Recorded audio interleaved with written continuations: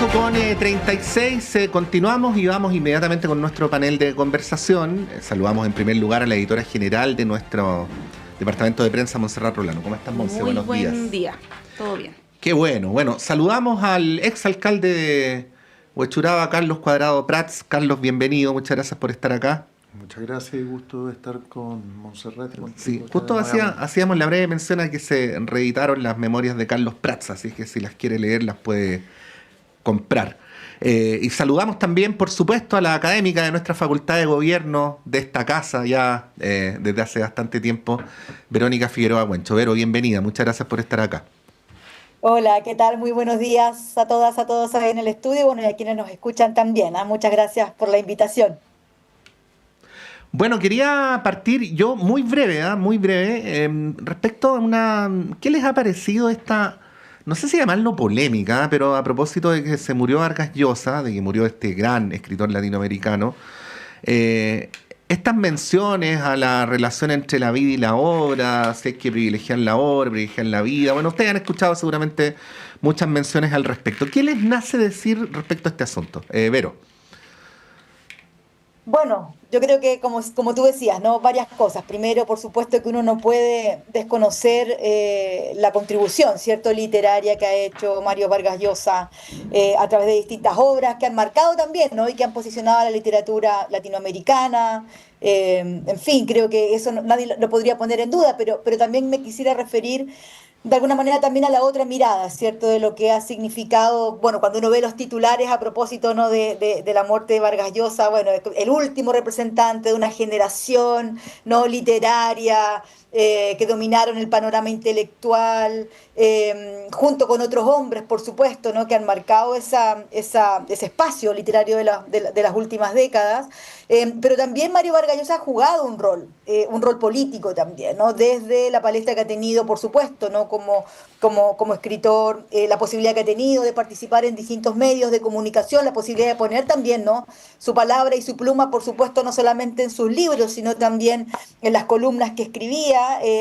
Y también, bueno, esas columnas yo creo que también dieron para varias cosas. Yo recordaba algunas polémicas que hubo hace unos años atrás, en el 2018, 2019, de hecho, cuando él escribió una columna donde criticaba de manera muy fuerte al feminismo, cómo el feminismo, ¿cierto?, se convertía de alguna manera hoy día en esta casa de brujas que va a terminar con la creatividad literaria y que por lo tanto había aquí, ¿no?, una especie como, o un ánimo de desmoralizar la posibilidad de escribir de otros hombres.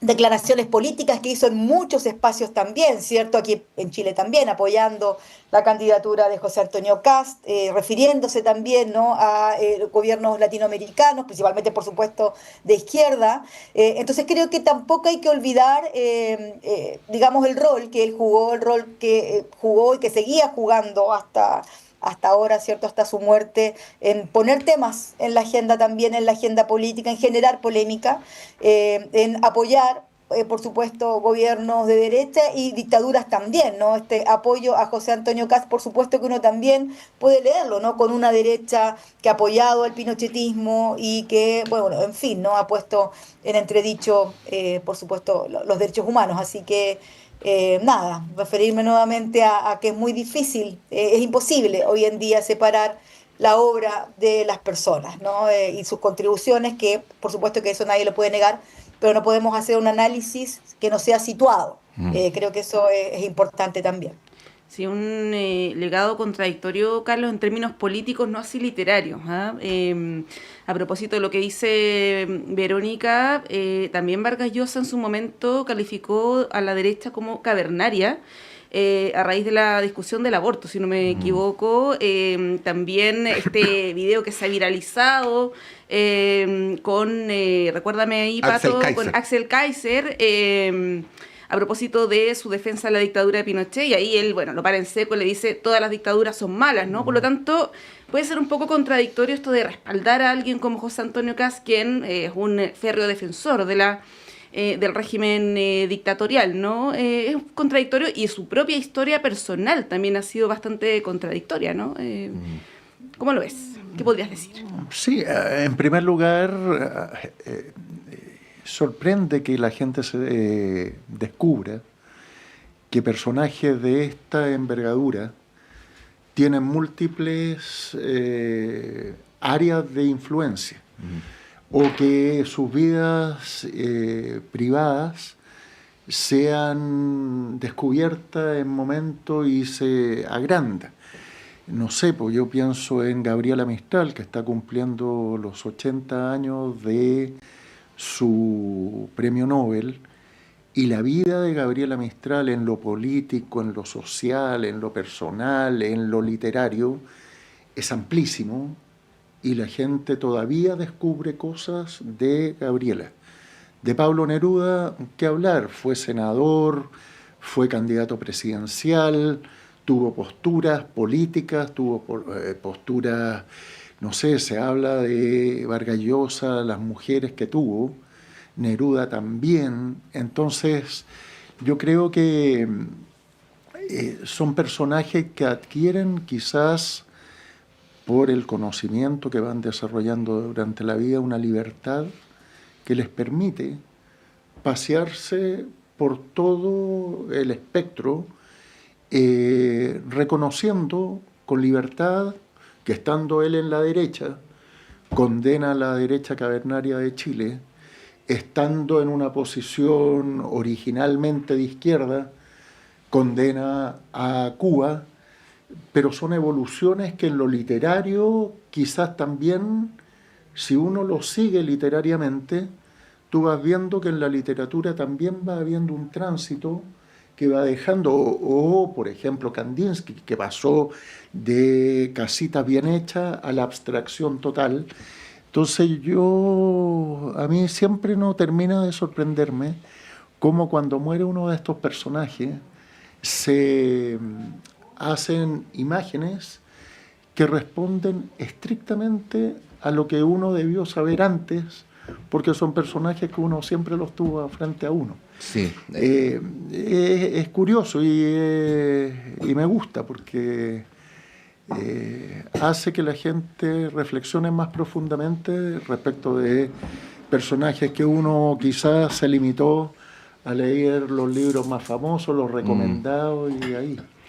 Sí, bueno, las posiciones, como decía Carlos, Mario Vargas Llosa tiene un tránsito en su vida política, vamos a decirlo así, que tiene un rango tan amplio que por eso yo anteayer mencionaba un artículo que salió en El País sobre el país de España sobre el tema, que lo resumía muy bien a mi gusto, porque el titular del artículo era de Fidel Castro a Margaret Thatcher, ¿no? Ese era el nombre del artículo para definir el rango de Vargas Llosa. Y Vero, respecto a lo que tú decías, la parte más controversial de Vargas Llosa, yo diría, no sé cómo lo ves, está concentrada en los últimos 7 u 8 años. Ahí es donde están las opiniones que tú describías. No solamente está lo de Kase, está lo de Bolsonaro, lo de Keiko Fujimori, lo de Milei. Porque claro, su principal argumento para alejarse de las izquierdas era el apoyo de las izquierdas de los 60 y de los 70 a formas, entre comillas, no democráticas de llegar al poder, ¿no? Y en nombre de eso, entonces, que también cuestionaba la dictadura de Pinochet, pero en los últimos años pasa eso. Y los populismos de derecha, porque se exactamente. enfrentó a Fujimori también en elecciones. Entonces, de alguna manera, en los últimos años hubo una lectura de él sobre el devenir de América Latina que es bien peculiar. Ahí, bueno, para agregar algo más, Vero, te damos la palabra y luego vamos a los otros temas. Sí, bueno, yo creo que ahí hay mucho quizás también, ¿no? Por desmenuzar, como decías tú, el tipo de declaraciones que se dan en los últimos años de la vida de Mario Vargas Llosa, donde insisto que él tenía además la posibilidad de poner su palabra en distintos espacios. También nos encuentra en un mundo, ¿no? Que se va haciendo cada vez más, que tiene una regresión, que está cada vez más conservador, que además ha tenido un retroceso, que ha tenido cierto, a propósito también, ¿no? De ciertos valores y principios defendidos, la posibilidad hoy día de figuras como estas que realzan estos gobiernos, ¿no? De derecha o de extrema derecha. Entonces creo que uno no puede pensar, ¿no? En el vacío esas declaraciones, en un momento en el que estamos atravesando, el mundo que estamos atravesando hoy día, donde ojalá pudiéramos tener más voces, ¿no? Que defienden los derechos humanos, que defienden, ¿cierto?, los principios de la diversidad, de la inclusión, hoy día tan amenazados, ¿no? Así que sí, por supuesto, vaya también como parte, ¿no?, de esta reflexión, el centrarnos también en esos elementos. Es muy difícil no poder decirlo, ¿no? Bien, volviendo a la contingencia nacional, Carlos, el Partido por la Democracia, tu partido, está atravesando un momento de tensión, podríamos decir, con sus socios históricos, hermanos, dicen algunos. Luego de la proclamación de Paulina Bodanovich y esta suerte de competencia en la que entra con Carolina Toá por quien representa al socialismo democrático, ¿no? A esta coalición que se le llama así. Y bueno, ha habido varias declaraciones cruzadas y Paulina Bodanovich, en lugar de bajar el tono, lo ha ido subiendo, ¿no? Plantea que no hay hermandad, que no hay una tradición histórica entre ambos partidos, desconociendo desde mi punto de vista la historia, ¿no? Si es que uno ve los datos, los apoyos que ha habido en términos presidenciales, electorales, es una cuestión que es difícil de poder contrastar. Pero bueno, ella niega un poco de esto y llama la atención cuál es la estrategia del Partido Socialista, y particularmente de Paulina Bodanovich, ¿no? Que tiene un tono un poco agresivo, incluso con sus socios. Ayer también entró el diputado de Rementería al baile, que ahora es socialista, pero fue PPD durante mucho tiempo, también cuestionando al PPD, ¿no? Y ahí salieron algunos representantes de ese partido, entre ellos José Toro, panelista nuestro también, que dijo, bueno, palabras mucho más elegantes, pero que no fuera patúo, ¿no? Que él ha sido... Son los subtítulos. Claro, que él ha sido PPD durante 15 años y los últimos 4 nomás es socialista, ¿no? Que a todo esto va a ir por un cupo ahí reemplazando a Isabel Allende. ¿Cómo ves esta situación puntual PS-PPD y a qué atribuyes tú esta beligerancia de los socios, ex-socios? Bueno, uno entiende estas situaciones en base al hecho de que en la última encuesta Paulina Bodanovich marca 1 y 28 marca Carolina Toá. Uh-huh. Entonces, cuando tú estás en una posición tan débil, necesariamente tienes que marcar puntos para generar atracción, generar un llamado a poner atención en sus declaraciones. Y es curioso porque reniega de lo que ha sido el gobierno del cual el Partido Socialista ha sido parte, reniega de una historia que es conocida por todo Chile. No es que sea lo que creen los PPD o los que creen los PS. Tuvimos presidentes en conjunto, perdimos elecciones en conjunto, hemos transitado la democracia en conjunto, luchamos contra la dictadura sin ser partido, pero los que entraron al PPD luchamos contra la dictadura. Entonces, más bien me parecen declaraciones de posicionamiento electoral, me parecen declaraciones que fuerzan una discusión un tanto inútil, uh-huh, porque la gente no la visualiza como real. Y en tercer lugar, creo que Tomás excede. Yo fui compañero de él, me invitó muchas veces cuando era un ferviente partidario del PPD y de los jóvenes que le ponía mucho. Y ciertamente también debe estar calculando su rol que le va a corresponder en reemplazo de Paulina Bodanovich en el Senado. Isabel Allende. De Isabel Allende en el Senado, en el entendido de que responde también a las confianzas que en él han depositado las autoridades de su nuevo partido. Entonces, no me sorprende lo que están haciendo. Sí me sorprende la poca visión que existe de quiénes son los que están posicionados a nivel nacional y quiénes no, los daños que pueden generar estas declaraciones en función de una unidad futura y también el menosprecio quizás que se siente con este tipo de actitudes beligerantes frente a las necesidades de los ciudadanos y de las necesidades que implica la unidad para lograr una victoria electoral. Sí. Ahí, Vero, ¿cómo entiendes tú la existencia de dos candidaturas? Porque uno podría decir así, en la más noble y para algunos cándida de las expresiones, ¿no? Aquí hay dos proyectos políticos distintos y por eso son legítimos cada cual, ¿no? Te pregunto si tú ves eso, ¿no? Dos proyectos legítimos distintos, digo, el que encabeza Bodanovich y el que encabeza Toá. Porque hay una manera más cruda de verlo, que es, si lo puedo resumir en una palabra, cupos, ¿no? Cupos al Parlamento, quiero decir. ¿Quién va de senador por acá? ¿Quién por allá? ¿Quién va de diputado por allá, por acá? Yo me bajo, pero dame 3 cupos. Eso, bueno. ¿Cómo lo ves? Bueno, la verdad es que yo mirándolo de afuera, Sí. por supuesto, ¿no? Pero coincido con Carlos en varias cosas de lo que señalaba. La primera tiene que ver con el tono, ¿no? El tono entre, principalmente la candidata del PS, ¿no? Frente a la candidata del PPD, dos partidos que han formado parte de una coalición de gobierno, dos partidos que además tienen, como decían, ¿no?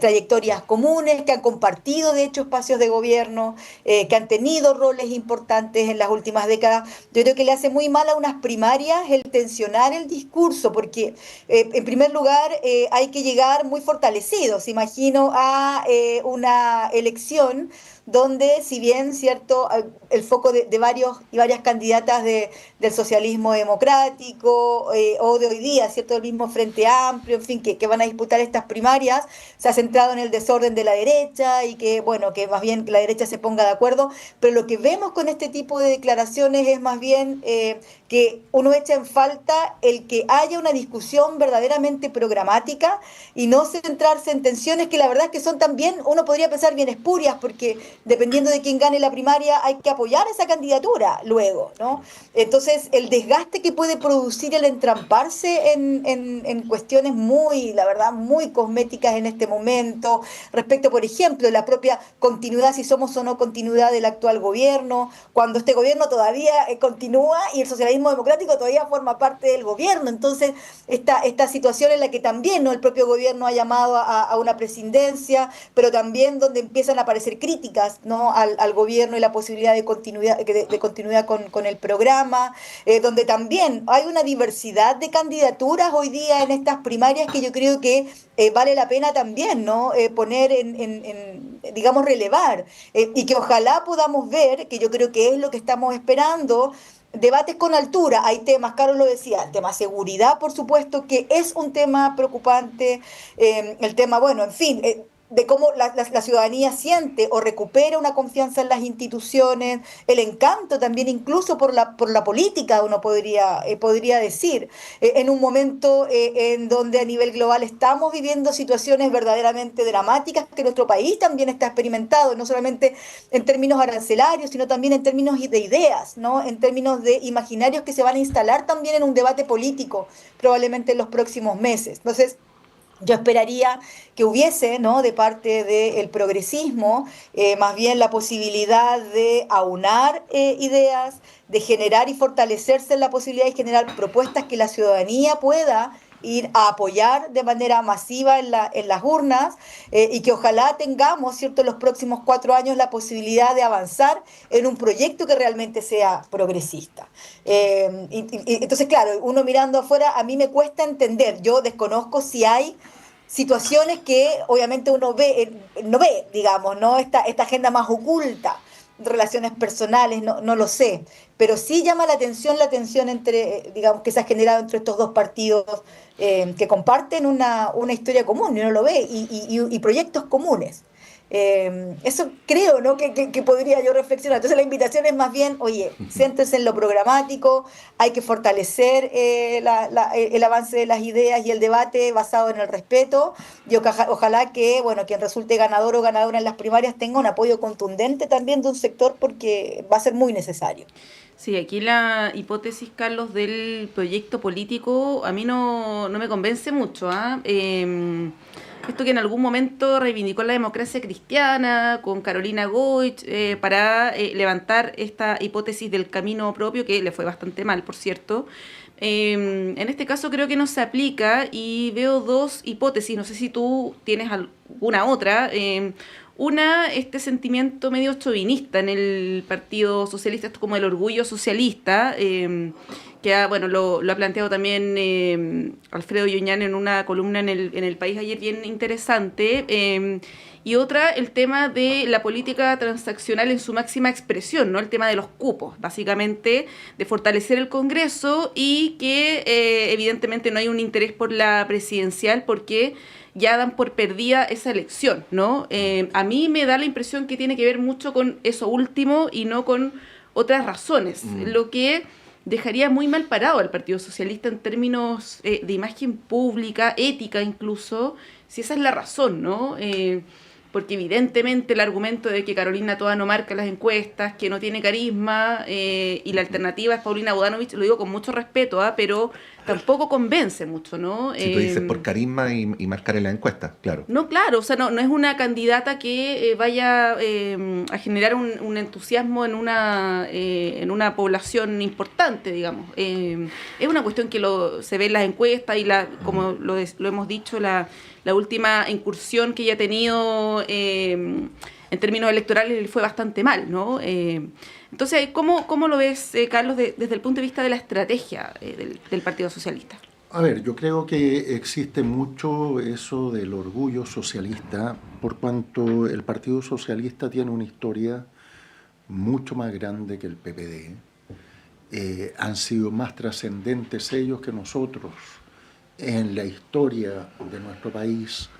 Tienen un símbolo histórico donde el PPD adhiere totalmente, que es Salvador Allende.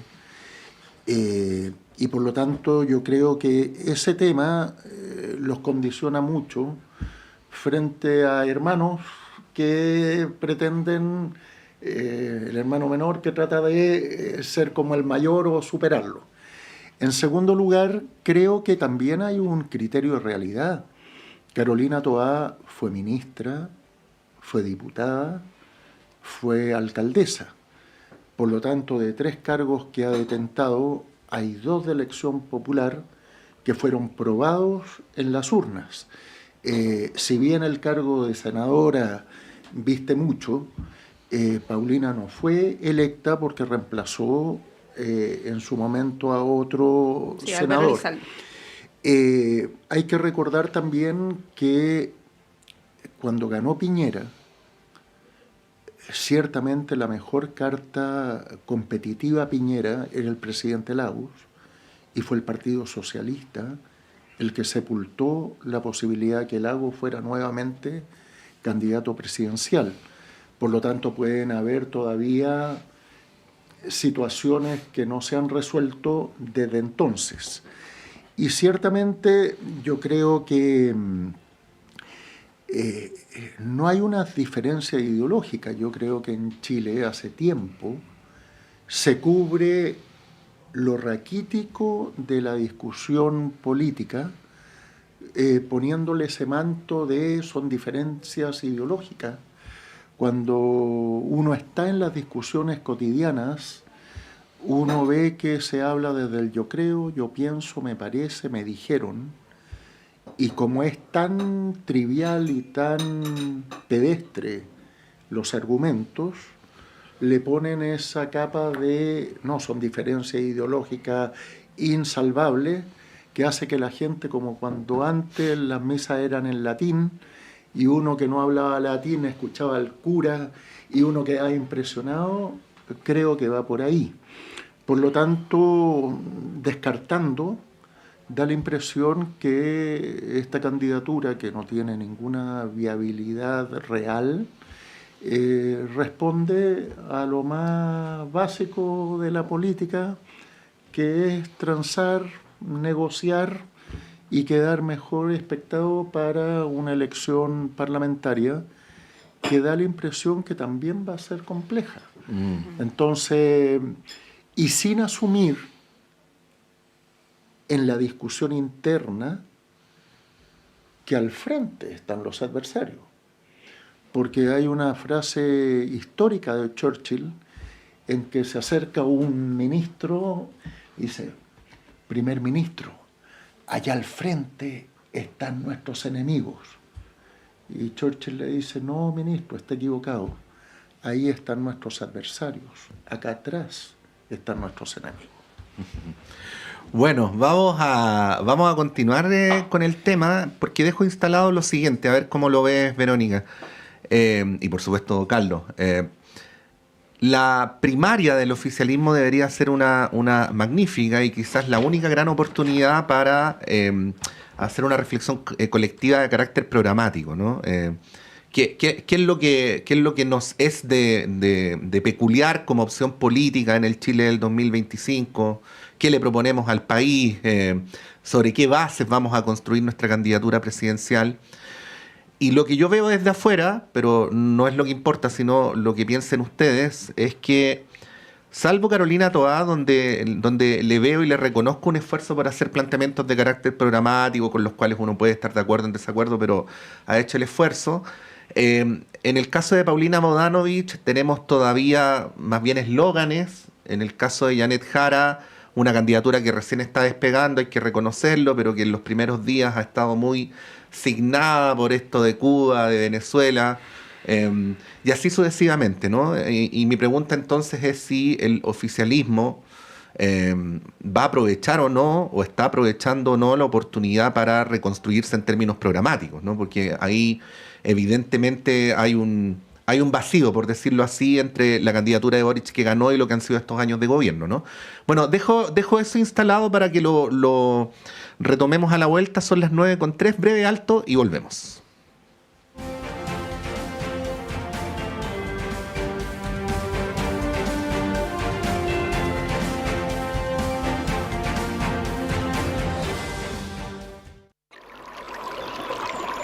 Aguas Trayén o Cascada en Mapudungún es la mejor agua purificada con tecnología de última generación. Para más información, visite su página web www.aguastrayen.com.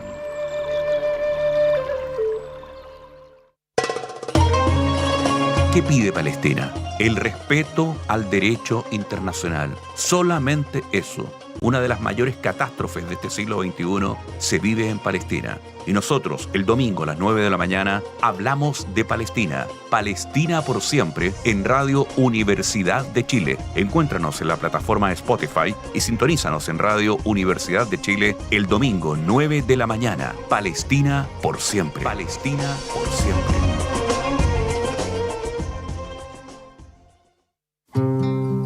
Sala Máster de Radio Universidad de Chile les invita el viernes 25 de abril a las 19:30 horas a una noche memorable junto a diferentes referentes de nuestra música nacional en un concierto denominado Canto Nuevo, un encuentro de músicos chilenos.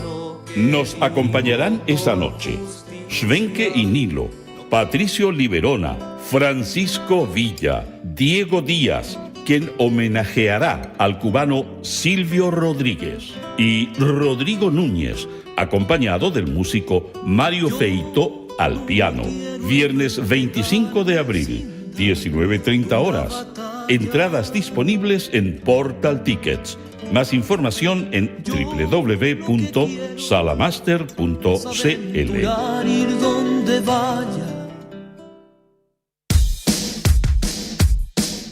Hola, soy Hernán Zúñiga y los quiero invitar para que escuchen el Zócalo Nacional desde el 21 de marzo de 1999, luchando por la defensa y difusión de la producción musical de nuestro país. La cita es para los días jueves y viernes a partir de las 21 horas acá en Radio Universidad de Chile. Puede escuchar a través del 102.5 o en radio.chile.cl. Un abrazo de Cordillera. Saludos a todos nuestros auditores y auditoras de Radio Universidad de Chile. Les habla Jan Flores Quintana, cientista político, y les invito a escuchar todos los miércoles a las 22:30 horas el programa Memorias de Futuro, No se pierda el programa radial de historia más escuchado de Chile, solo en el 102.5 FM Radio Universidad de Chile, la radio que piensa.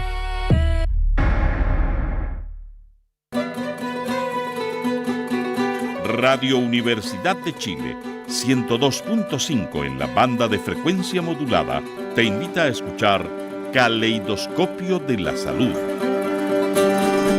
del Departamento de Enfermería de la Universidad de Chile, un programa que respeta la autonomía y apoya la decisión informada de las personas frente al cuidado de su salud y la de otros. 110 años a la vanguardia de los ciudadanos en la salud del país. Caleidoscopio de la Salud, todos los sábados a las 12 horas.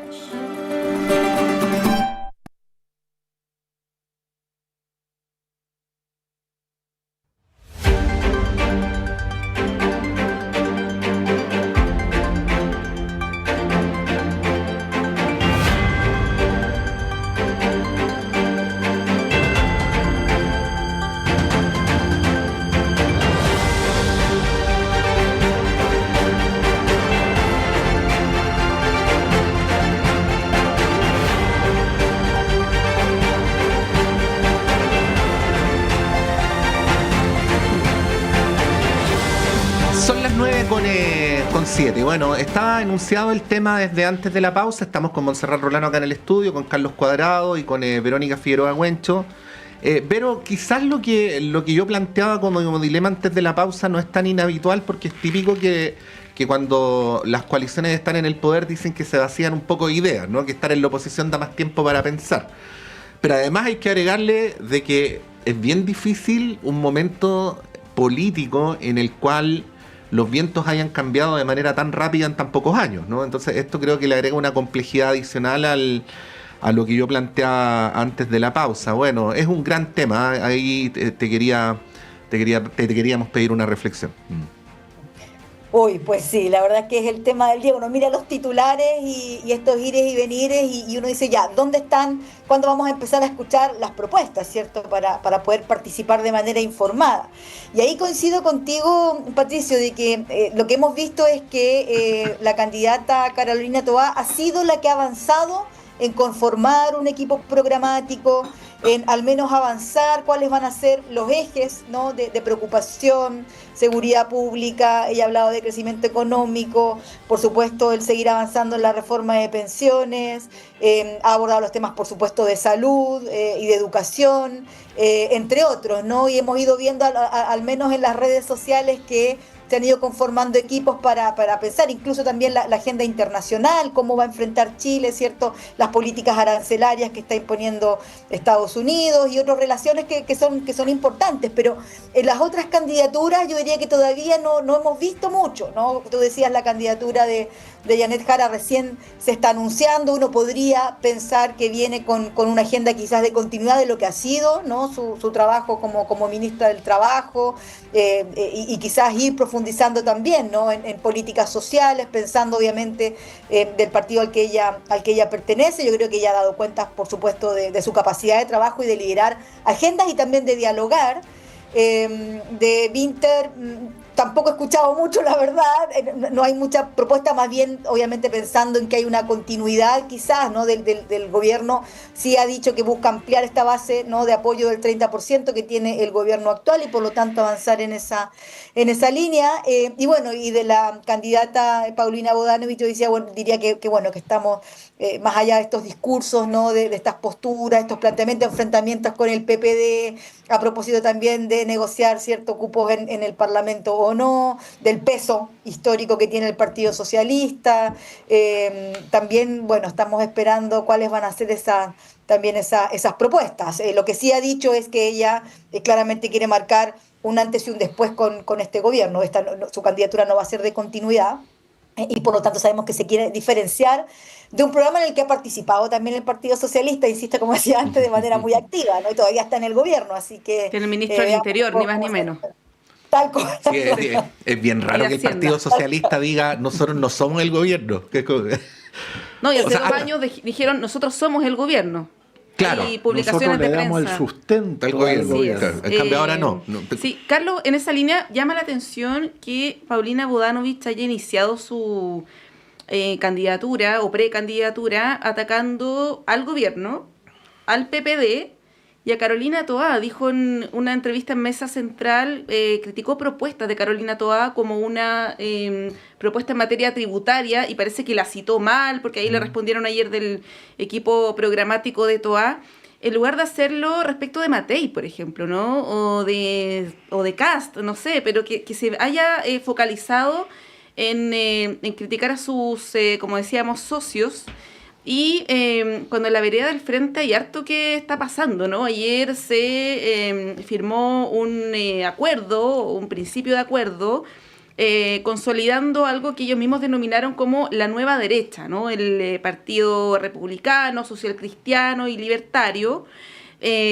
Una cuestión que tampoco junta ni pega mucho, ¿eh? Los libertarios con los social cristianos, yo ahí no sé muy bien, esa mezcla está rara, pero bueno, ellos ya tienen un acuerdo para conformar una lista parlamentaria, lo que ya da un antecedente de división en la derecha, ¿no?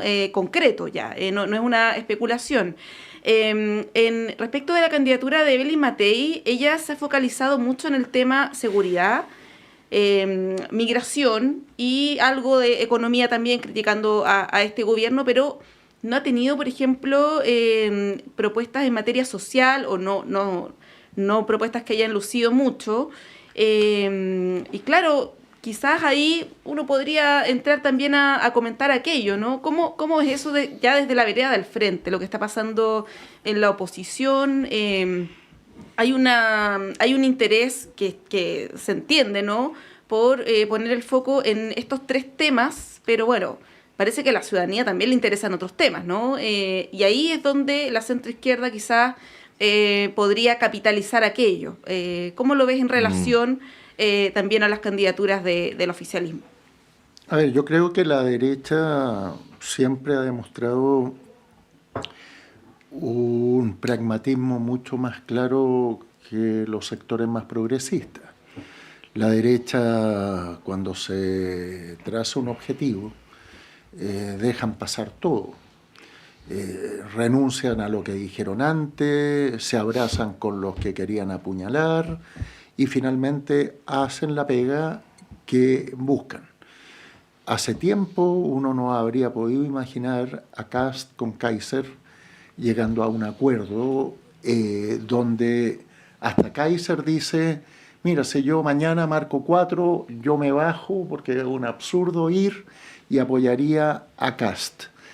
Esos gestos internos entre ellos van condicionando también las posibilidades de Evelyn Matei de consolidarse como la figura del sector y eventualmente forzarla a que tome decisiones que no responden a una línea de trabajo ya establecido desde su sector.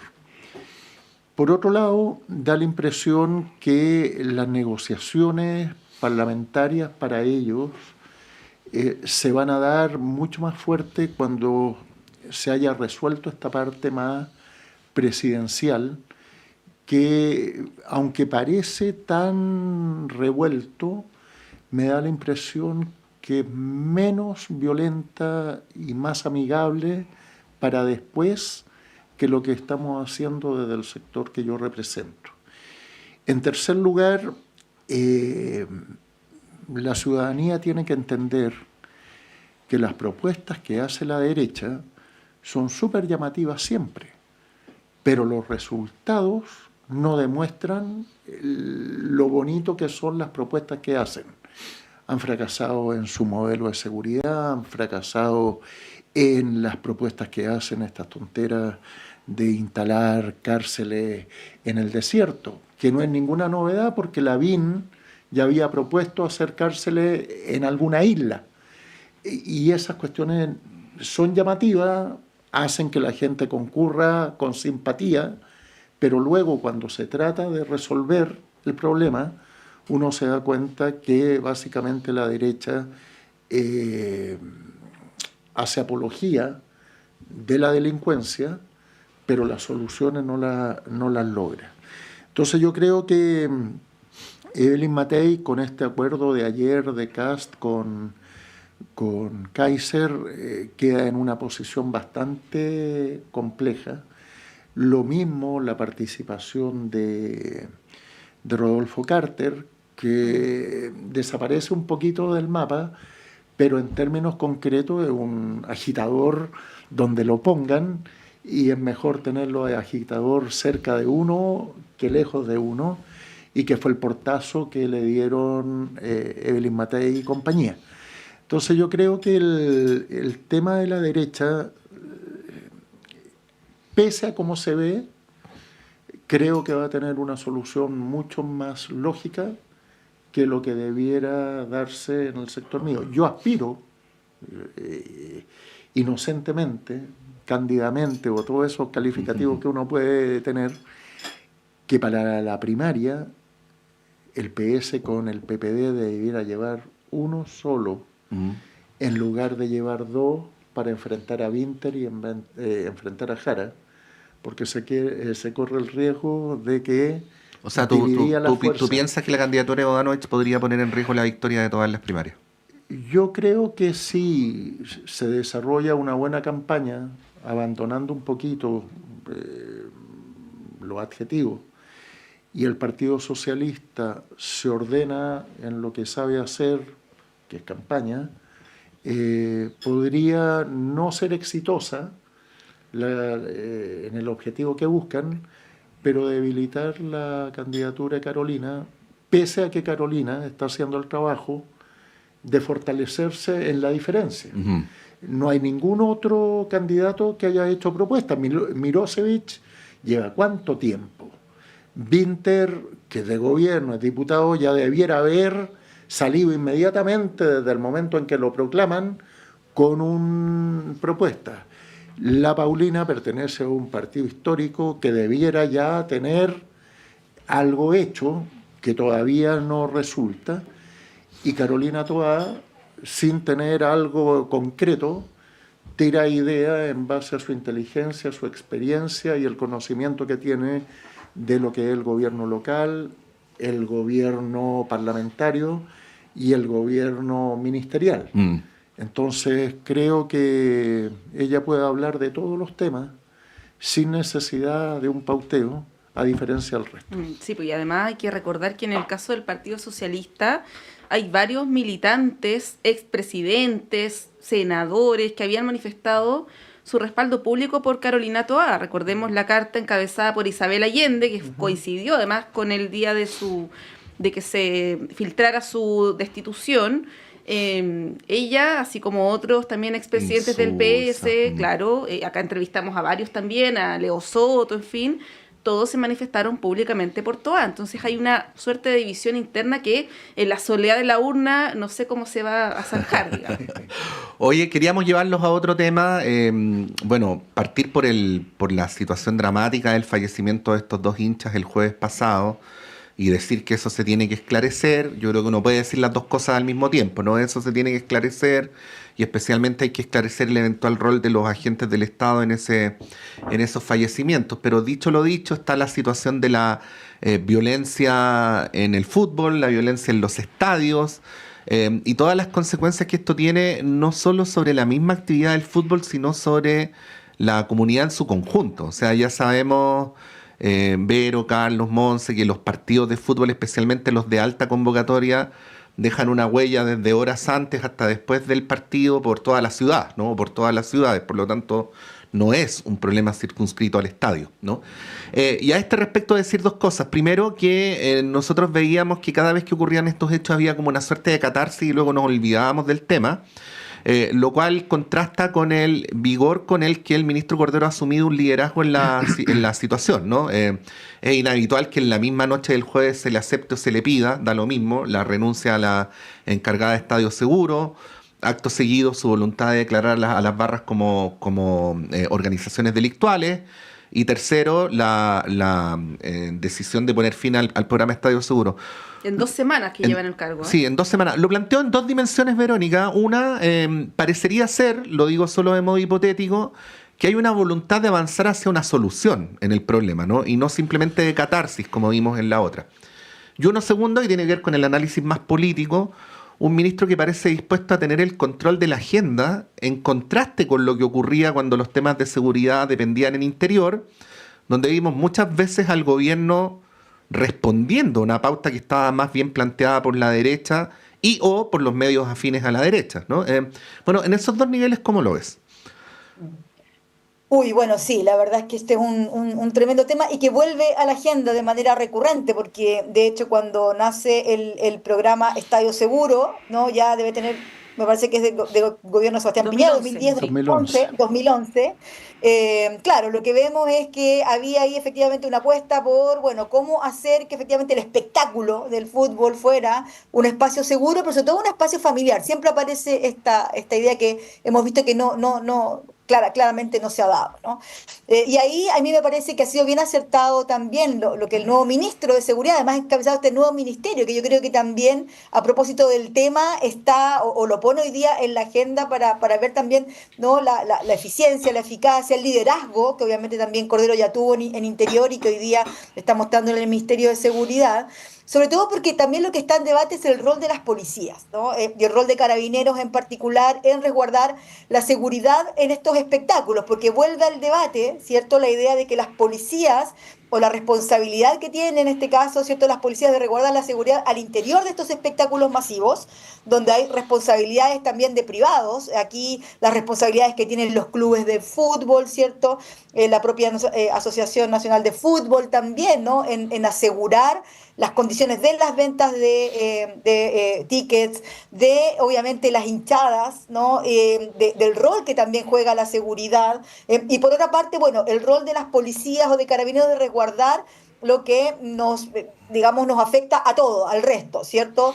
Las personas que viven cerca de los estadios, quienes usamos, ¿cierto?, los medios de locomoción para poder acercarnos, que siempre están cerrados, son vandalizados, hay situaciones delictuales.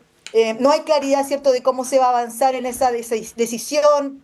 Entiendo que la NFP estaba tratando de avanzar en esta idea del registro nacional de hinchas como una manera también, ¿cierto?, de limitar la posibilidad de que personas que tienen, ¿cierto?, conductas delictuales, antecedentes, ingresen a los estadios, que se puedan cometer delitos también, ¿cierto?, en los trayectos, la seguridad obviamente de la ciudadanía, pero también recordar, y lo decía el ministro, que me parece interesante, que es la entrada en vigencia también de la ley, de la ley de seguridad privada. Que de alguna manera con el término también del programa Estadio Seguro uno podría pensar, bueno, ¿cuál va a ser también la eficacia que esta ley pueda tener en mantener las medidas de seguridad en estos grandes eventos, donde obviamente los partidos de fútbol no son iguales que a otro tipo de eventos, ¿no? Aquí hay otros elementos que se conjugan y que sabemos que ahí el Ministerio de Seguridad, el nuevo Ministerio de Seguridad, tiene bastantes desafíos por delante. Entonces, esta situación que pone el tema en agenda de una manera muy cruda y muy dramática también, creo que también obliga a pensar a propósito de las responsabilidades, ¿no?, que tienen también los clubes, la Asociación Nacional de Fútbol en esta situación, ¿no? Sí, Carlos, bueno, el tema de carabineros, de la presencia policial en los estadios, que existió en su momento, se decidió revertirla con algunos argumentos. Bueno, ustedes se acordarán, tenía que ver con una presencia policial que se requería también en otros espacios, por ejemplo, de una determinada zona, una determinada comuna. Y también esto de estar de alguna manera subvencionando a los clubes de fútbol y eventos que son privados y que son lucrativos, ¿no? Algunos más que otros, por cierto. Pero bueno, ahí el rol del Estado en eventos privados creo que es una discusión interesante. ¿Cómo lo ves? Y además el tema de la presencia policial en circunstancias en que se requieren más carabineros en las calles, por ejemplo, para combatir situaciones de criminalidad, ¿no? Y no necesariamente en los estadios. Ahora, si uno ve la seguridad que hay en los estadios para quienes asisten o asistimos regularmente, la verdad es que no da abasto, ¿no? Muchas veces las personas no son las más idóneas para estar ahí. No hay una hegemonía de la fuerza de los guardias sobre los hinchas. No, hay claro. a veces una pelea como de igual a igual, de hecho. Así es. Sí. A ver, yo creo, en primer lugar, yo soy un poco entusiasta observador del futuro. ¿Ah?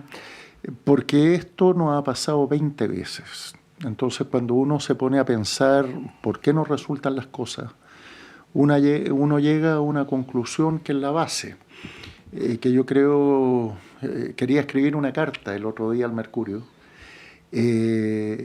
puse el titular y dije, contrólate Cuadrado porque no, que era la cobardía de Chile. Y dice relación precisamente la rabia que me generó la muerte de estos dos jóvenes. ¿Por qué? Porque las autoridades cuando asumen hacen todo el esfuerzo por ser electos, pero cuando les ponen las jinetas, incluidas la del uso de la fuerza, se resisten a ejercerlo. Entonces, hoy nos quejamos de la delincuencia desatada, cuando pudo haber sido controlada oportunamente cuando teníamos los primeros indicios de aquello. Tenemos tema de narcotráfico que podría haber sido parado al inicio y hoy día necesitamos más carabineros, grupos especializados para combatir algo que creció innecesariamente por la desidia de nosotros.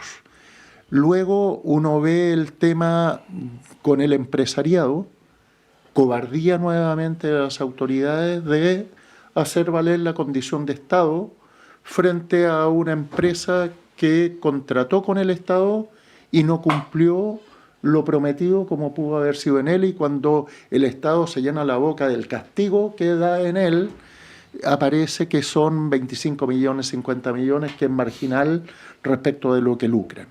Y con los clubes es exactamente lo mismo.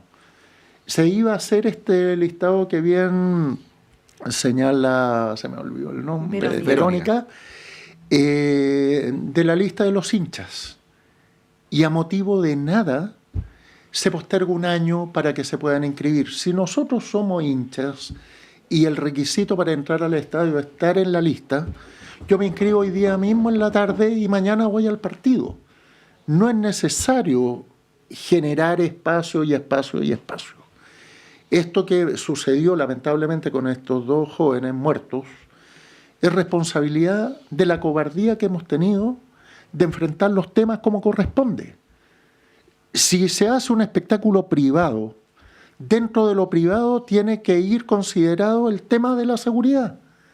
Dentro del estadio tiene que ir considerado el tema, si el espectáculo es mío, yo veré cómo se entra, pero no puede ser la cuestión históricamente retrasada de hacerlo entrar como animales, uno detrás de otro, sin ninguna rapidez para que entren y se te acumula gente afuera, y sin ningún tipo de control, porque para hacerlos pasar rápido se pasan los bombos, se pasan los lienzos, se pasan las piedras de 40 kilos. Entonces yo creo que aquí hay un tema de actitud del Estado, no solo en este ámbito que es el deportivo, sino que es la permanente cobardía de usar el poder que la gente te da para regular estas cosas cuando se debe. Y por lo tanto, yo felicito al ministro, porque el ministro siempre ha sido siempre para adelante. Él, si hay que mover a alguien, lo mueve, si hay que decir cosas pesadas, las dice, pero también yo creo que hay un tema contradictorio entre lo que dijo ayer y lo que pasa hoy. Dijo que adentro están los delincuentes, para calificar a los que cometieron la fechoría al interior del estadio, pero luego dice que Carabineros no ingresa a los estadios. Entonces, si tienes delincuentes adentro, ¿cómo los detienes? ¿Los vas a detener con gente que es privada, que no tienen una autoridad para retener personas? Si está la conciencia del ministro, que considera como delincuentes a las personas que están adentro. Claro, donde hay delincuentes tiene que haber policía. Tiene que haber policía, sí, claro. Lógicamente, porque es la institución que el Estado se dio para controlar con fuerza a aquellos que son violentos o delictivos. Sí, y por otro lado, hay que ponerle las reglas claritas a la NFP y a los clubes. Lucran, tienen millones y millones, inventan ideas, vamos a poner una cámara que va a grabar la cara y así, pero ejecútenlo. Sí. Ustedes se comprometieron de aquí a cuánto, señor Milad, no sé cómo se llama el de la NFP, el del Colo-Colo. Y mientras tanto se suspenden los partidos. Bueno, estamos llegando al final. Este tema da para harto más, pero el tiempo nos ha autoimpuesto la tarea de ponerle fin a este bloque. Verónica Figueroa Wench. Mira qué elegante lo dije. Que estés súper bien. Muchas gracias, Patricio, Montserrat. Bueno, a Carlos un abrazo también. Un agrado haber conversado con ustedes hoy día, esta mañana. Igualmente. Carlos, muchas gracias por haber venido. Carlos Cuadrado. Muchas gracias, y es rico tener estos espacios de conversa donde uno puede desarrollar ideas que a veces, como lo de Verónica, lo mismo de ustedes, no se discuten habitualmente ni en los medios ni en la profundidad que se requiere. Así que siempre son buenos estos espacios de análisis y de conversación. Bueno, como le dije el viernes al presidente de la Cámara de Diputados, si vamos a tener invitados para no dejarlos hablar, mejor no los invitamos, ¿no? Así que esta radio tiene ese sello. Vamos a ir un breve alto y a la vuelta Claudio Medrano con ustedes, anunciando uno de nuestros próximos y variados conciertos en nuestra sala máster. Vamos y volvemos.